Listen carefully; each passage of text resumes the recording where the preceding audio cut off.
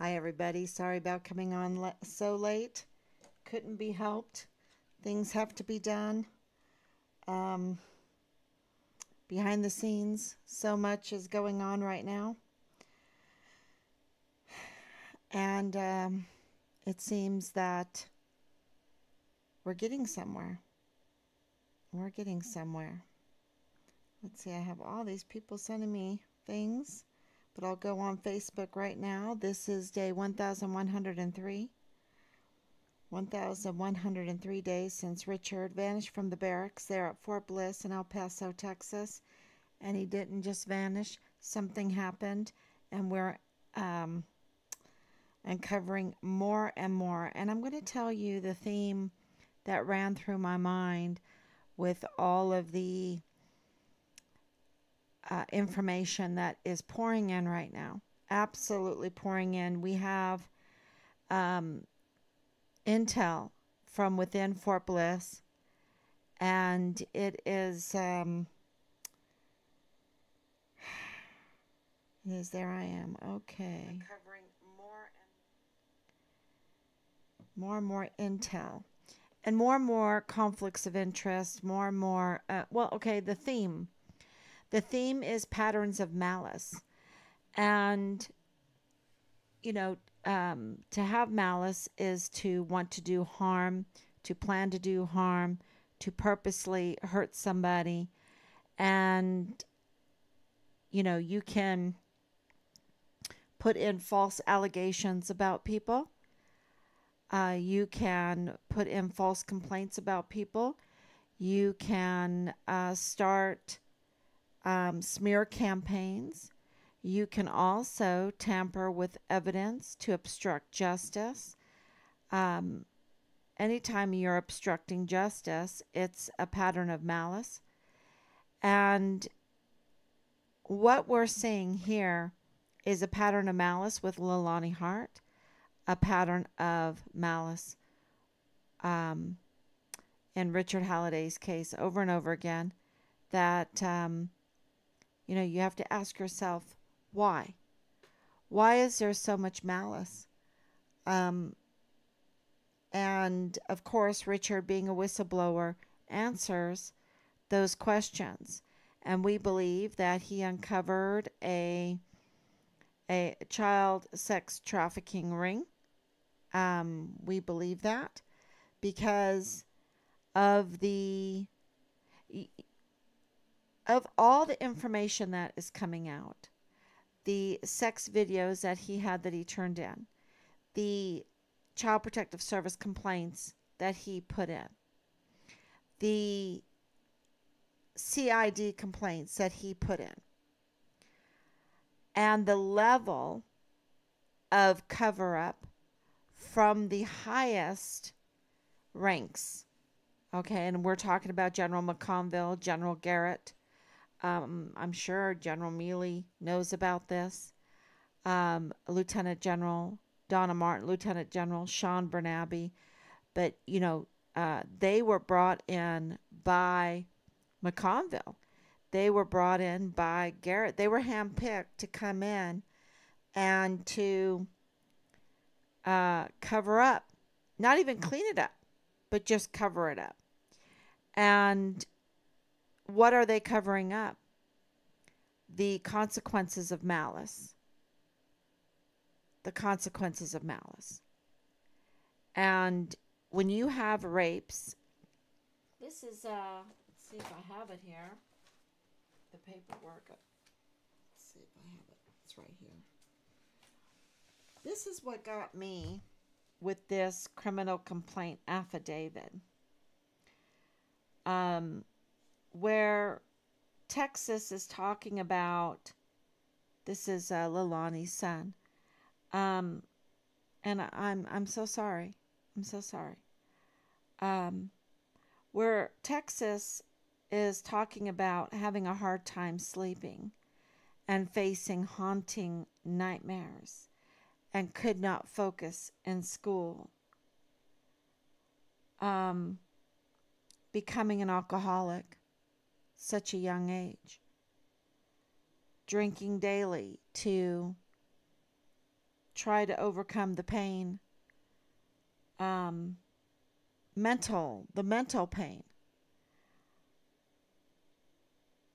So it goes on to also Eti. Um, and the pain that he has for years and years, um, that he just can't even live anymore. And that is what really stuck out for me is the malice. That is the consequences of the malice. To do someone harm. And intentionally to do them harm, to see them suffer and to do it again. To do it again and to see them suffer and to do it again. And what we're dealing with is a whole pattern of malice. And if this pattern of malice within the Hart family members is false allegations or whatever, where are the arrests? If there's not cover up, where are the arrests? Because this paperwork that we have absolutely requires arrests, either for false allegations to the FBI or for the pain and the suffering, the malice that we read within these pages, right? On these pages. And the harm, the continuous harm, and the continuous malice. 30 years of wanting, planning, deliberately to hurt another person, the family, the community, because you see, it's like a pollutant, and it has reached out to the community. And we have many false allegations of malice from this family to others. Threats, we have many reports, hard evidence. And so this is what we're trying to put together so that people will understand, because of course the CID has always asked for us to be the investigators to bring them leads, and they have a mountain of leads right now, but we want to add to that mountain, because what we've shown in 1,000 days is just the tip of the iceberg. And I think that these pages here for this notarized, this is not me, okay? This is not me. I want to make it very clear. This is a sworn affidavit. This is a sworn affidavit that was notarized. And that notary public that we spoke with confirmed this, had this in his hand, and he confirmed that he notarized it, which means he had to check the person, the name, the identity, the address, the truth of it, the veracity of it. Okay? He had to do that, and he agreed with it. He might not have known if it's absolutely truth, but he had to notarize, he had to vet this. He had to vet it, that there was some veracity, and that the person that was writing it down, swearing to it, had something to, had some believability. And so this is not me. This is Leilani Hart swearing to this confession and getting it vetted and verified, notarized officially. Officially. And the main thing, because you see, we have a witness that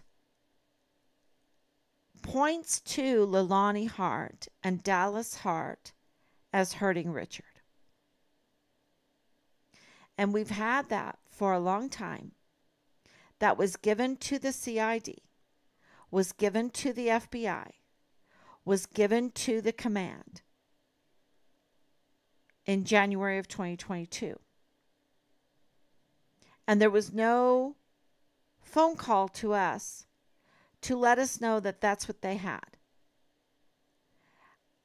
There was only an attempt to bury it, to scrub it from Richard's file, from not letting the public understand that we had a witness in his official capacity of Leilani Hart and Dallas Hart being involved with the forced disappearance and bodily harm of our son. And as you know, 1,103 days, 1,103 days today, we have relentlessly tried to get to the truth of what happened to our son. We were ready to hear about our son. And nothing made sense. We wanted to verify, vet, whatever the military was saying to us. We decided that we could no longer trust them, that we had to go over what they were telling us with a fine-tooth comb. The laws and the regulations, and you know, I haven't gotten to it yet, and I'm going to. I'll burn the midnight oil to post up on the mothers of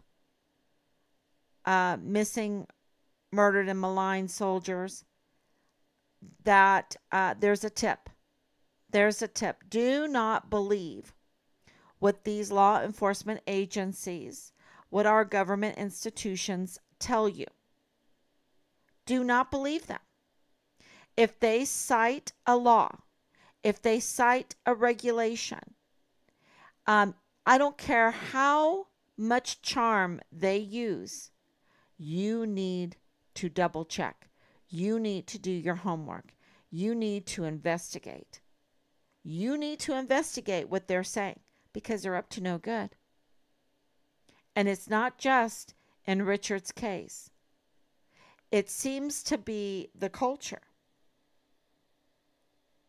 Let's see. Thank you, Danielle. Good evening, Mrs. Halliday. Thank you. 100% malice has happened to Richard Halliday and your family, in my opinion. Oh, yeah. And patterns. Not just an attempt at malice, but patterns of malice. And it seems Richard was uncovering the Hart family, in my opinion, because why would she only place these reports day before Richard Halliday's disappearance and not prior? Why? After being, yeah, you know, those are really good questions. Why would she have this complaint that, you know, it's been going on for 30 years? I mean, she had a child being raped in her master bedroom by multiple members of her household. And, you know, why is she deciding on the 22nd of July, 2020, that she has to somehow cover for herself? Because this right here is a confession that implicates Leilani Hart. That she failed to report all the malice, right? She failed to report the abuse, the years and years of destruction, the years and years of harm, the sleepless nights, the alcoholism, the drug abuse, the child pornography, the want to end their lives, the depression.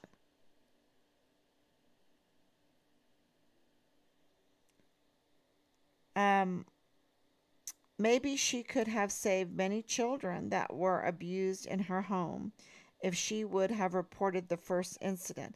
Yeah, because this paperwork is just the tip of the iceberg, y'all. It's just the tip of the iceberg. It's just what she felt like she had to say at the time. But there's 30 years of incidences, I believe, from what I know and from what we have, what we're getting from our intel, because it wasn't just this complaint. It wasn't just James Hart wanting to do the harm and make his family participants, unwilling participants, uneasy, uncomfortable participants in his sick sex cult fantasies and reality.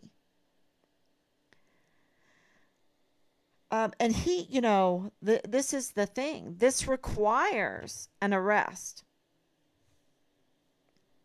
It requires an arrest because he decides who's going to get disability or not. He handles many soldiers. He has an important job. It makes me wonder about all that. It makes me wonder about those that have gotten the 100% disability. I think there needs to be a lot of investigation in this. And because they look at this case and they see so much work needed, maybe that's why they just want to wash their hands of it and go on, because they don't want to do the work that this case requires. Because every case that Soto touched needs to be investigated.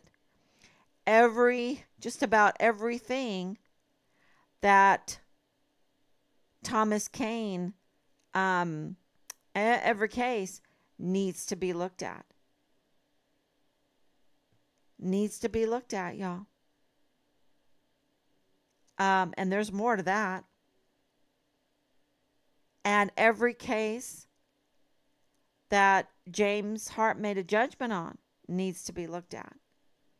Every soldier that came into contact with First Lieutenant Dallas Hart needs to be interviewed. Were they abused?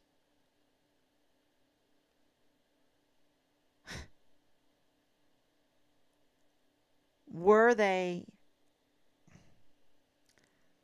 You fill it in. This is a big deal.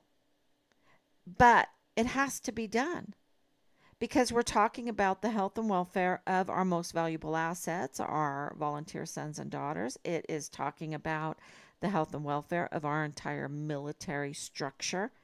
The standard operating procedures not being followed, being manipulated, and we need to retrench and get them followed. We need the standard operating procedures, the federal laws, the regulations that we have put in place to safeguard our military and our military members.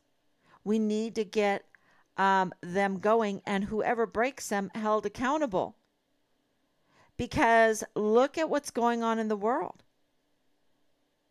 Do you want our military to be weak? I don't want our military to be weak. I don't want our military to be subjected to these kinds of patterns of malice day in and day out to do our military harm, to do our military communities harm. Be it sexual assault, be it false allegations, be it smear campaigns, be it, just murder, be it murder. We can go down the list of the consequences of patterns of malice, be it the drug abuse, the alcoholism, and what does that cause? A lot of people beating each other up, a lot of crime, a lot of people getting hurt, a lot of people getting murdered, a lot of people getting dead. It is a lot of children being hurt, a lot of children being neglected. And where is the naysayers of Find Richard Halliday? Why aren't they mentioning Leilani Hart? Because absolutely, we have a witness against Leilani Hart. We have patterns and patterns of malice against Leilani Hart. And the manipulation of Dallas Hart, grooming of Dallas Hart, and witness testimony of harm done to Richard. And they're not the only ones, but this is the start, because we have this, and this requires this criminal affidavit, complaint affidavit, has so much in it that requires arrests, which leads to the date that it was put in, the knowledge that Lieutenant General Sean Bernabe had, the knowledge that General McConville had, the knowledge that Lieutenant General Donna Martin had, the knowledge that Thomas Kane, the Director of Emergency Services, the Chief of Security of Fort Bliss, the Professor of Park University,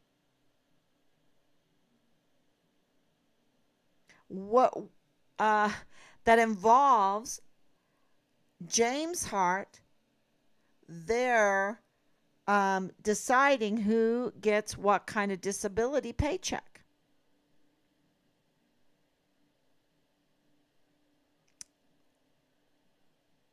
And of course, First Lieutenant Dallas Hart in uniform. And as far as I'm concerned, Richard's platoon leader.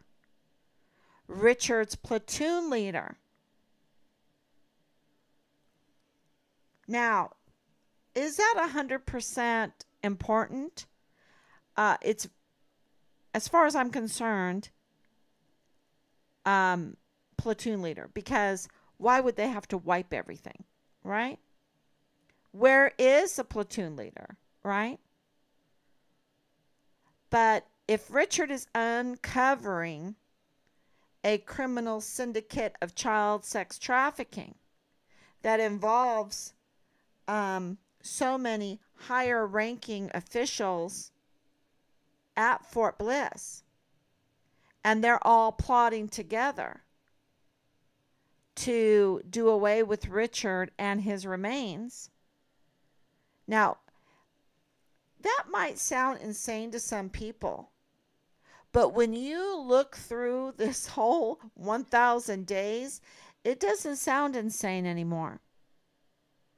I just put up with this live stream the video of Nadal Baim, the father-in-law of Lieutenant Colonel Bradford Bugado, going, shh, shh.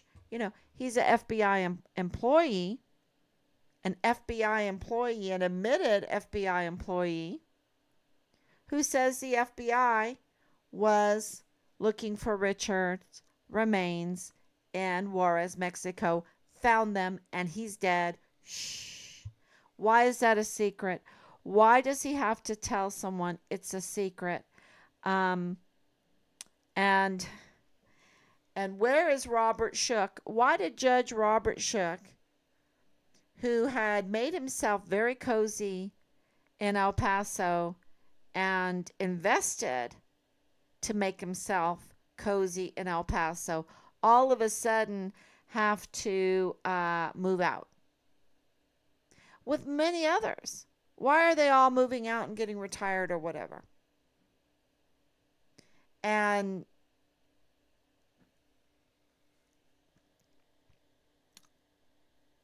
what is all the pay for play? What's the pay for play in all of this? And that sounds a little absurd until you realize that right now, all through our government, agencies and installations and institutions, we have pay for play.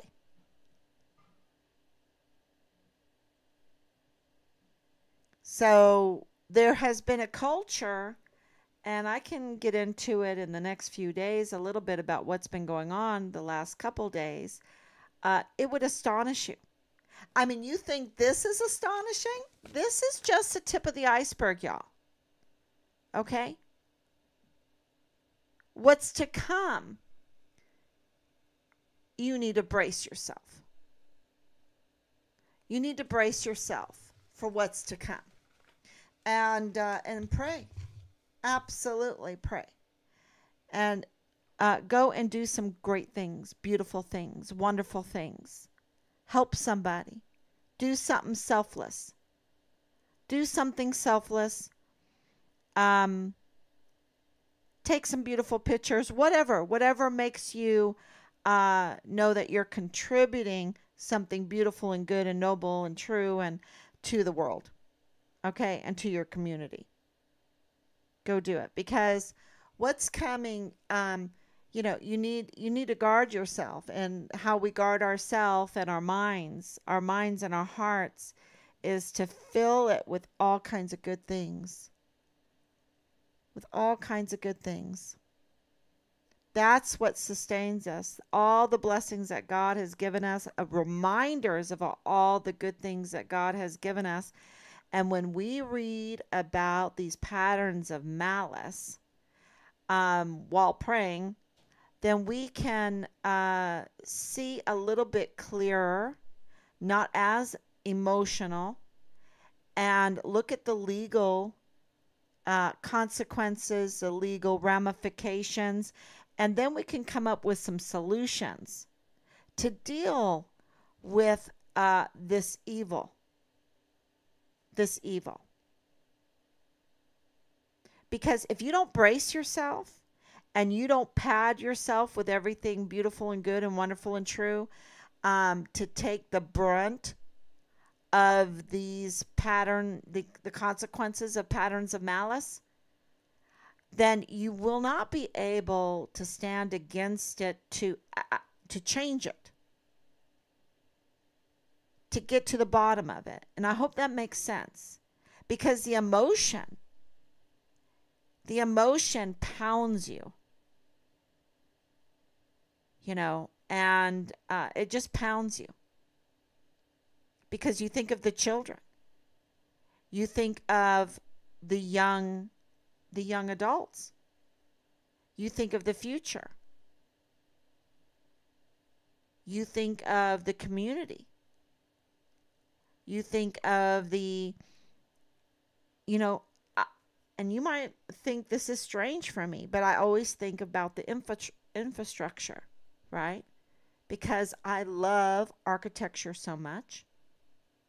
And when you have a community suffering from the consequences of patterns of malice, where they're just trying to stay alive and they're all in alcoholism and drugs, and you have drug dealers everywhere and pimps and prostitutes and everything ugly, and then that rubs off on our streets, our buildings, our trees, and our flower. Where are the flowers? Where are the flowers? People think, oh, flowers, what a big deal. And in El Paso, of course, it's very hot, but things grow there. Things grow there with love, with time, but not when you're under the assault of the consequences of the patterns of malice. Who will have the time? Who will have the time to build beautiful things and clean? Those windows. I cannot forget that beautiful Church of St. Clement. The beautiful windows. Who will make them? Who will clean them? Who? It reminds me of the Little Red Hen, right, story. Look what I have. I have these wonderful seeds. Who will help me plant them?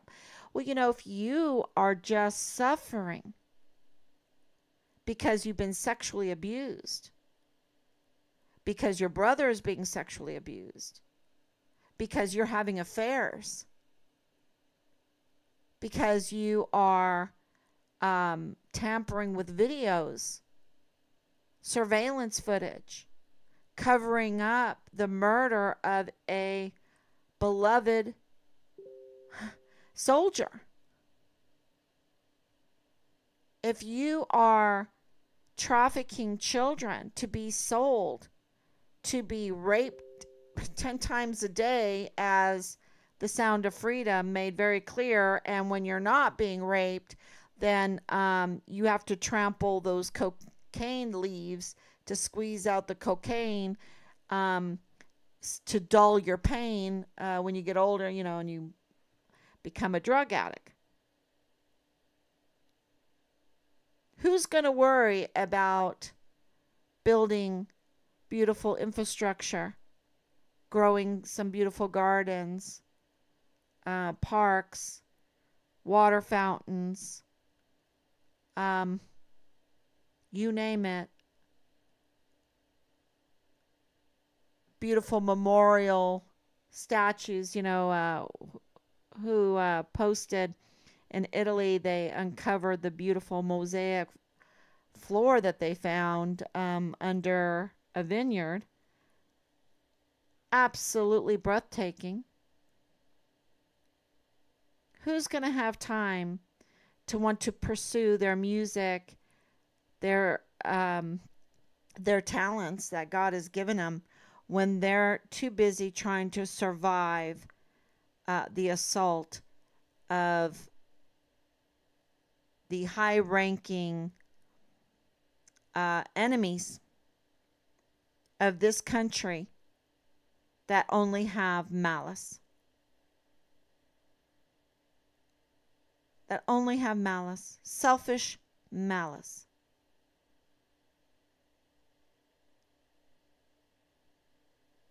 We have gone through so many lies that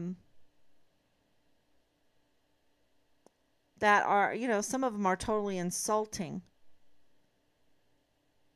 The whole thing with Richard having to suffer total destruction because he had a 0.04 BAC was so insulting. That the SJA was saying that they take underage drinking seriously was so insulting. So insulting when you see what's going on.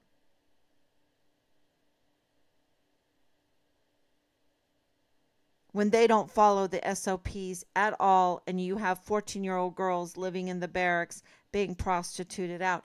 Even though in the case of Richard Humberto Carlos Walsh, I think that needs to be investigated. But we still have the one there at Camp Pendleton, right? And we had all the comments saying, this is nothing new. This is nothing new. and people staying all the time, the SOPs never being followed. And then, of course, the weapons um, flush in the barracks. So many weapons in the barracks. And let's give you some immunity for that, if you just hand them over. Um, SOPs aren't being followed. You got the dogs, dead snake. The intel coming out of Fort Bliss is revealing to the point where all I thought about was patterns of malice. And Leilani Hart, Dallas Hart, many others that have been pointed out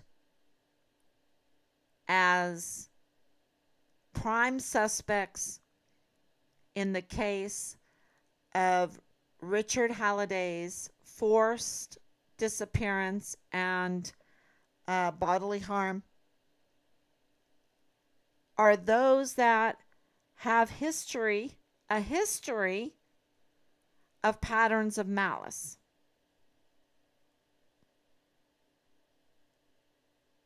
And so I think it's a mountain of leads. And it's only the tip of the iceberg. This mountain is pretty big. It's pretty big. Let's see. And for some reason, I wanted to mention this 3400 Van Buren house is coming up again. Okay, Dallas Hart, 3400 Van Buren house. It's coming up again. And of course, those connected with Thomas Kane, those connected with LDS, those connected, seems to be like that's how they're connected. This is not me, I'm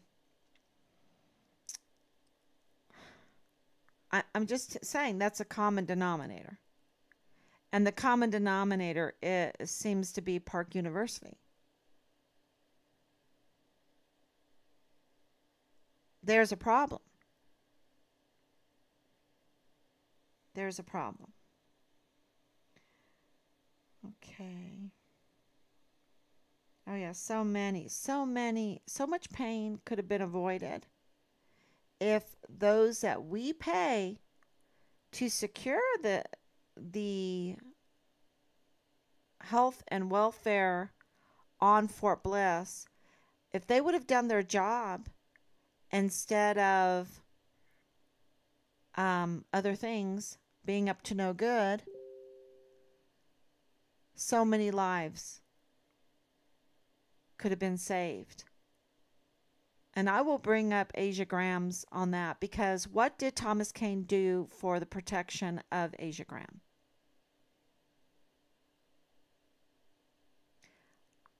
What was Asia Graham's recourse?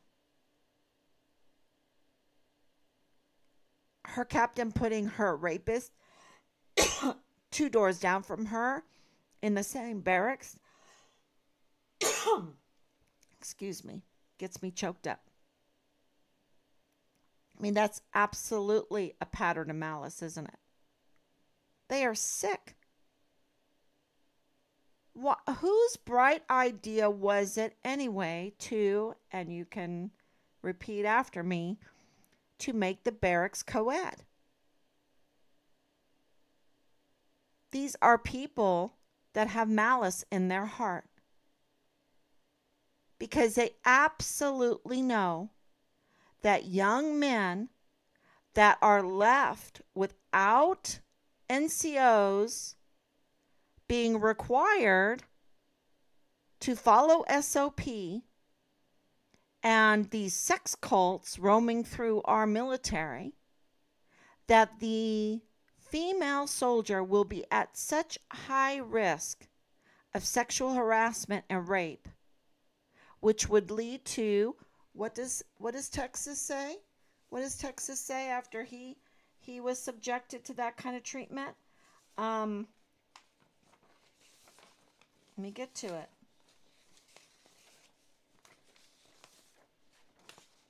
He says here, having a hard time sleeping, facing haunted nightmares, could not focus in school, and has become an alcoholic, drinking daily to overcome the pain of what happened.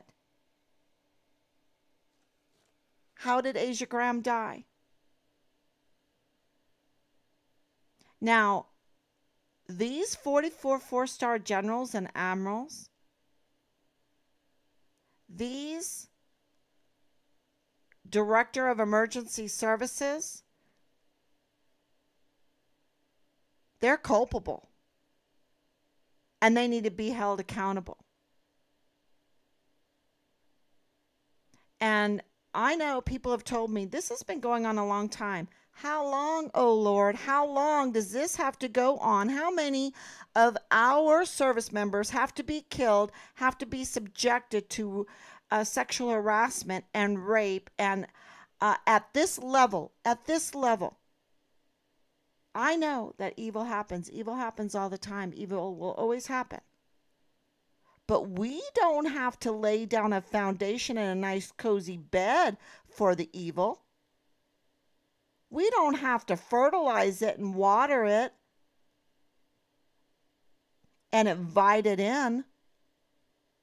Invite it in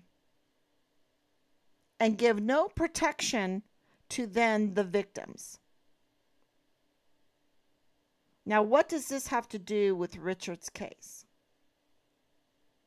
Well, you've got the culture of the patterns of malice.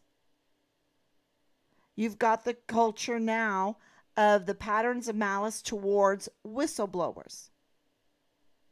Was Asia Graham a whistleblower? Yes. Was Richard a whistleblower? Yes. Don't let anyone tell you otherwise. Absolutely CPS complaints and CID complaints, and now we're finding out even more.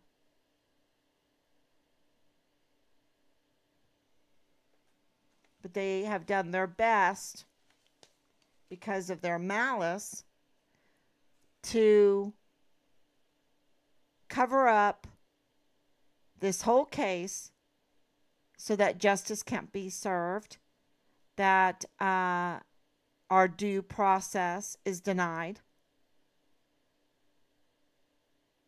And it is really despicable that they would even conceal Richard's remains somewhere and keep them from his family.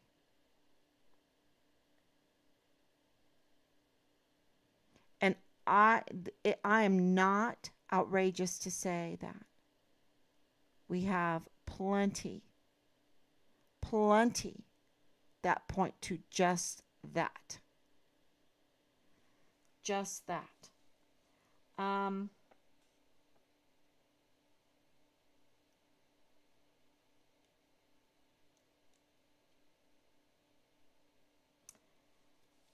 The other things that really get me is this threatening of someone's life. I'm going to kill you. I'm going to take a gun and put it up to your head, or, and all this talk about guns, and oh my gosh, it's just, it requires arrests. It requires arrests. Someone needs to be arrested. And there needs to be an explanation and a lot of investigation.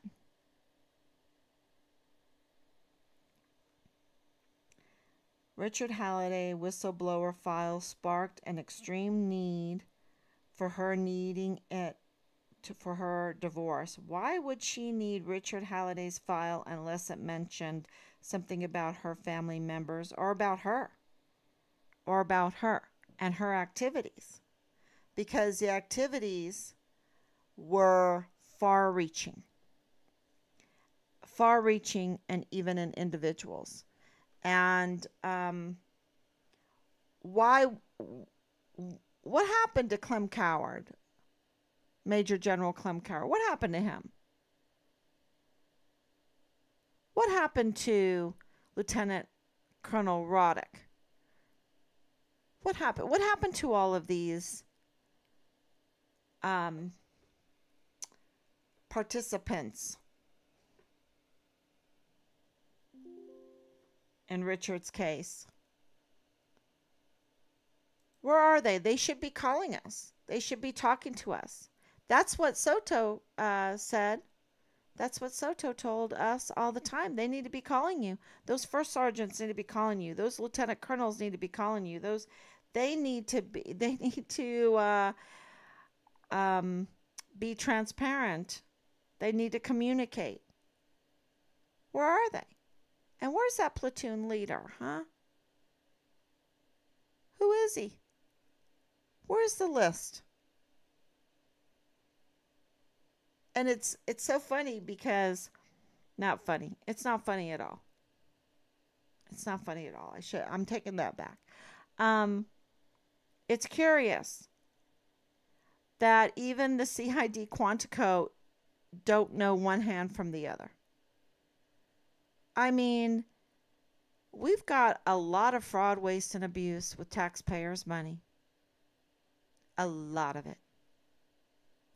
Enough of it to pay off our debt, I think.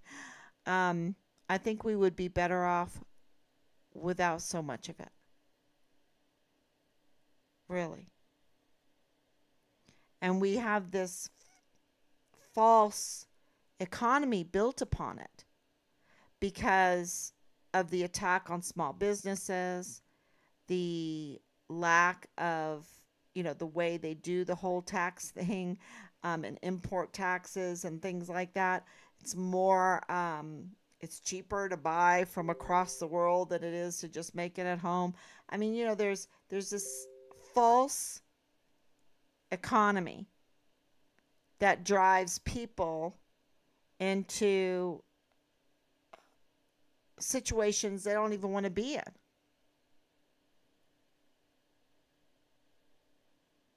So, thank you so much for coming on. And there's a lot going on behind the scenes, and it has to do with patterns of malice, false um, allegations to destroy people,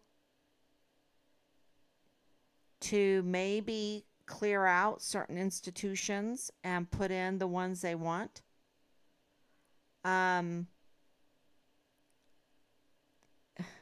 there's some things going on, and I will tell you this: Richard called out something that hit the nail on the head. Something that they're not going to be so mad at him and so mad at Team Fine Richard Halliday unless it was hurting their bottom line. Okay? Unless it was threatening their bottom line. They're not spending day in and day out burning the midnight oil, listening to me because they don't like me or they don't like Richard. It's because their bottom line is threatened. And whatever they did, they might know they're looking at jail time or worse. And so whatever cabal they have aligned themselves with, whatever team of patterns of malice they've aligned themselves with, it's because they're protecting some kind of evil business plan. Yeah. And so we have to turn this over where where their bottom line is going to be threatened if they don't help us, if they don't find Richard. See, this is, you know, your bottom line has to be threatened if you don't establish justice. That's how it needs to play. That's how it needs to be. But see, we have that's why everyone says we have an upside down world right now, because, the criminal element is making everybody so afraid that they don't want to be whistleblowers, and they go along with the criminal syndicate element, and then you have, the mob, the rule of the mob. And I don't want to be ruled by the mob. I don't want a banana republic. I don't want a military that can be designed to be used against its own people. And we have the weaponization of our institutions right now against us. And I think they've been preparing our military to be weaponized against us. And Richard saw what was going on, be it child trafficking, be it the narcotics, be it the weapon smuggling, be it certain contracts manipulation. There's plenty of nonsense going on. And the fact is, he was a whistleblower. He was retaliated against. The retaliation was the whistleblower was betrayed. The retaliation escalated, and there was given a green light to murder him. Now, that's my thoughts at this point, because there's plenty of selfish malice going on. And this document is a good example of it. As much vile and vulgar you read in it, you've got to read between the lines. And the between the lines is no care for the family, for the future of the family, for the development of the future of the family, for the health and welfare of the members of the family. No care for the health and welfare of friends, of the community, of the military, of it's just patterns of malice over and over again. Which, what God says, you just spiral downward into the abyss where there's wailing and gnashing of teeth. So I'm going to end with a verse. Psalm 7:14 through 16. This is from the New Living Translation. The wicked conceive evil. They are pregnant with trouble and give birth to lies. They dig a deep pit to trap others, then fall into it themselves. The trouble they make for others backfires on them. The violence they plan falls on their own heads. Wow. That's what I'm praying for. That's what I'm praying for. All right, everyone. Thank you so much for coming on. And scroll down. Thank you so much. Thank you, everybody. It says here, regardless if she was going to be deported, you still save children. Yeah, there's something strange with her citizenship that she mentions. Usually a person's house could be seized if the money used to pay the mortgage was gained from criminal activity, or if a house is used for a place for crimes to be committed. And it might be like I was thinking, I wonder, because they've kind of clouded a certain period of who owned that 3400 Van Buren. Is that was that a safe house or something like that? I don't know. Just a thought. Um, you have to look at all the possibilities. Isn't that what private investigator Phil Waters taught us? To look at all the different possibilities. So, yeah. Now, I wish he would have taken his own advice, but anyway, we'll address that when we get to that. Okay, thank you so much. God bless you, and I will be back tomorrow, God willing. Bye bye, everybody.